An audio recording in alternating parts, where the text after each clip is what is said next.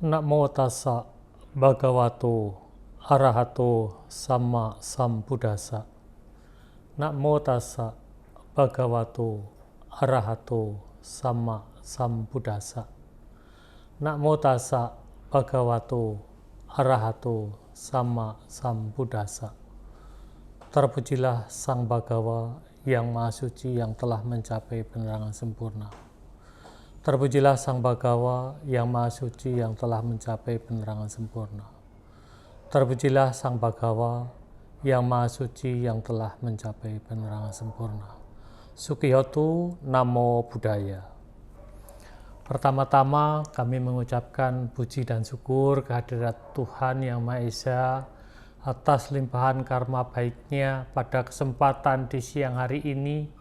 Kami selaku pembimbing masyarakat Buddha, Kantor Wilayah Kementerian Agama Provinsi Papua mengajak kepada para penyuluh agama Buddha, baik yang PNS maupun non-PNS, kami mengajak mari kita berubah dari penyuluhan yang berbasis manual sekarang menuju ke berbasis digital.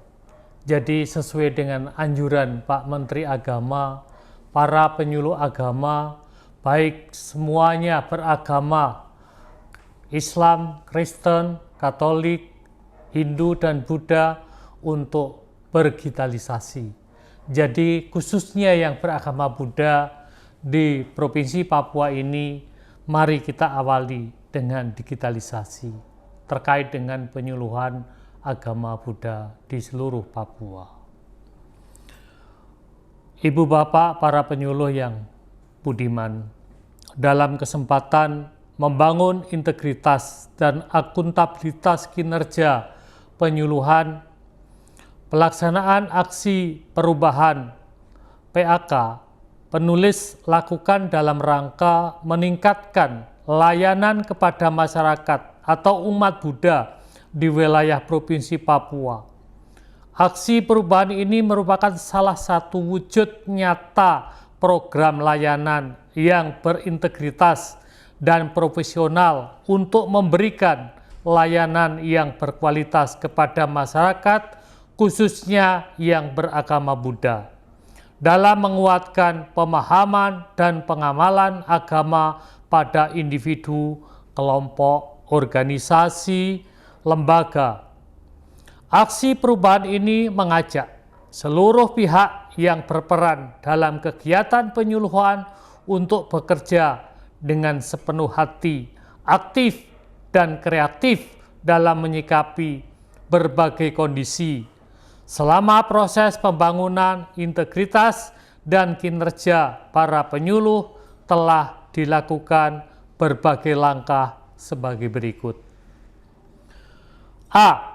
Menginstruksikan kepada seluruh penyuluh untuk terus memberikan layanan terbaik kepada masyarakat, khususnya umat Buddhis Papua. Penulis selalu memberikan motivasi untuk mampu menjadi pendengar yang baik ketika masyarakat, baik individu atau lembaga, menyampaikan keluhan atau masalah terkait kondisi kehidupannya. Menjadi pendengar yang baik berarti mampu mengendalikan diri untuk bisa lebih sabar dan ikhlas serta mampu memberikan masukan-masukan yang positif sesuai ajaran Sang Buddha. Secara sederhana, penyuluh dapat menjadi teman yang baik bagi seluruh umat Buddha yang dilayani. Yang B. Melakukan pembinaan langsung melalui rapat atau pertemuan resmi yang direncanakan atau yang terjadwal. Secara formal, instruksi kepada para penyuluh baik PNS maupun non-PNS yang dapat melaksanakan pekerjaan sesuai tugas dan fungsi jabatannya dengan penuh rasa tanggung jawab. C.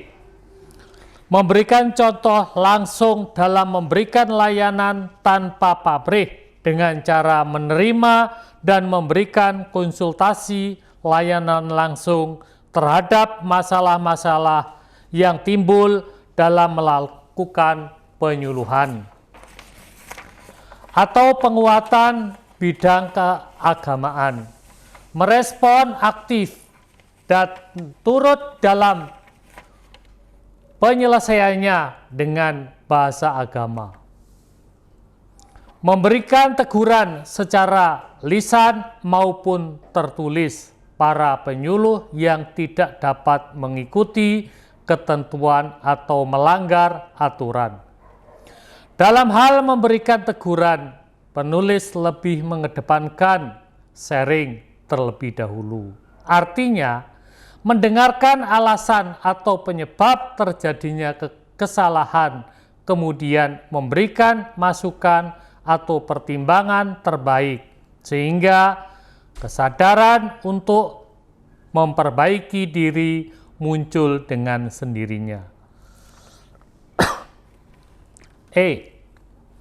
Saat pekerjaan harus dilakukan di rumah atau work from home, penulis tetap menekankan para penyuluh untuk tetap bekerja melayani umat secara virtual.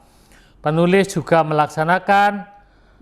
menekankan agar pada hari dan jam kerja tetap standby di rumah dan siap sewaktu-waktu mendapatkan tugas membantu umat atau tugas lain yang diperlukannya.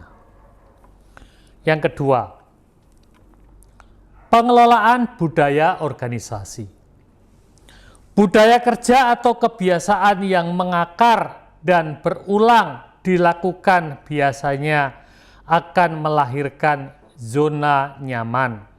Aksi perubahan yang penulis lakukan menitik beratkan pada pemberian layanan melalui bimbingan dan atau penguatan nilai-nilai ajaran Sang Buddha dalam kehidupan sehari-hari. Mengingat banyaknya umat yang dilayani tidak sesuai dengan jumlah penyuluh yang tersedia, menyebabkan kegiatan penyuluhan dilakukan secara terbatas. Umat yang membutuhkan pendampingan atau bimbingan harus menunggu kesempatan bertemu dengan penyuluh secara langsung. Keterbatasan jumlah penyuluh juga menyebabkan tidak maksimalnya aktivitas penyuluhan, bahkan kadang seperti sebuah formalitas tanpa makna. Untuk merubah kondisi, beberapa langkah coba penulis lakukan adalah: asas tujuan penulis melakukan upaya memberikan pemahaman kepada penyuluh tentang pentingnya memahami tujuan dari penyuluhan. Dalam hal ini penulis coba menanamkan bahwa tujuan penyuluhan yang dilakukan sangat penting dalam menguatkan pemahaman dan pengamalan ajaran Sang Buddha. Kegiatan penyuluhan diharapkan mampu menjadi pondasi yang kuat bagi penanaman nilai-nilai luhur ajaran Sang Buddha. Dengan pemahaman tujuan penyuluhan diharapkan para penyuluh benar-benar melakukan tugas penyuluhannya dengan sebaik-baiknya dan penuh tanggung jawab.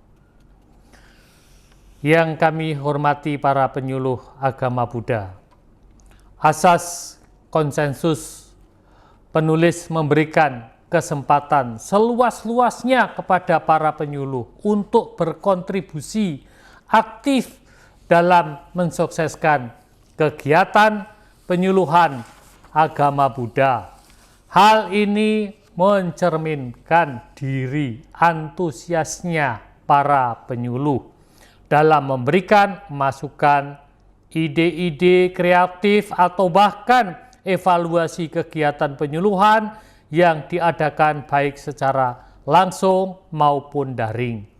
Penulis mencoba memberikan penekanan pentingnya kontribusi dalam sebuah kegiatan atau pengambilan keputusan. Asas keunggulan. Pada era kompetisi seperti sekarang ini penulis memberikan support penuh kepada para penyuluh untuk menunjukkan kinerja terbaik dalam memberikan layanan penyuluhan agama Buddha. Semangat kompetisi hendaknya ditunjukkan dengan banyaknya ide kreatif dalam membuat video-video penyuluhan agama Buddha. Pantang menyerah dalam persaingan, memperebutkan perhatian dari masyarakat khususnya umat Buddha di tengah makin banyaknya tayangan yang dapat menggeser video penyuluhan. Untuk itu, penulis terus memotivasi para penyuluh untuk melakukan video-video penyuluhan yang dapat dinikmati sesuai tingkatan usia. Makin kreatif, menarik tayangan yang ditampilkan, maka penanaman dan penguatan ajaran Sang Buddha akan dapat dilakukan sejak dini dan terus-menerus. Yang kedua adalah asas keakraban. Pola pendekatan menyangkut hubungan baik antara penyuluh dengan masyarakat yang dilayani. Keakraban adalah aspek psikologis yang coba penulis bangun dengan menumbuhkan iklim sosial tanpa sekat-sekat antara penyuluh dengan masyarakat atau umat Buddha yang dilayani. Keakraban yang dimaksud adalah terjalin yang baik antara penyuluh dengan umat. Sebagai jembatan informasi dari atas ke bawah atau dari bawah ke atas. Berimbang, penyuluh juga dapat berperan sebagai pembimbing yang mampu memberikan masukan dan solusi pecahan bagi masalah yang muncul di masyarakat. Hubungan yang baik antara penyuluh dengan masyarakat, khususnya umat Buddha, dapat menjadi kunci suksesnya kegiatan penyuluhan agama Buddha. C. Asas integritas. Pendekatan untuk terus meningkatkan pemahaman dan mematuhi regulasi dan standar serta prosedur dalam menyelesaikan tugas dan fungsi jabatannya. Sebagai penyuluh, dalam hal ini penulis selalu mengingatkan pentingnya menjaga integritas dalam melaksanakan pekerjaan. Mengingat tugas penyuluhan selalu berhubungan langsung dengan masyarakat, maka tidak menutup kemungkinan bagi penyuluh untuk menerima bingkisan dan atau hal lain yang mungkin diberikan oleh masyarakat, baik secara individu maupun lembaga. Penting untuk menjaga integritas penyuluh agar dapat memberikan layanan tanpa pamrih atau menjaga nama baik diri dan pemikiran untuk tidak menjadikan pertemuan dengan penyuluh sebagai beban bagi masyarakat. Karena harus memberikan sesuatu, bingkisan, uang, saku, dan lain-lain. Rasa sungkan masyarakat ini yang hendaknya harus dihilangkan, sehingga pertemuan dengan penyuluh menjadi hal yang mengembirakan tanpa beban untuk memberikan bingkisan dan lain-lain.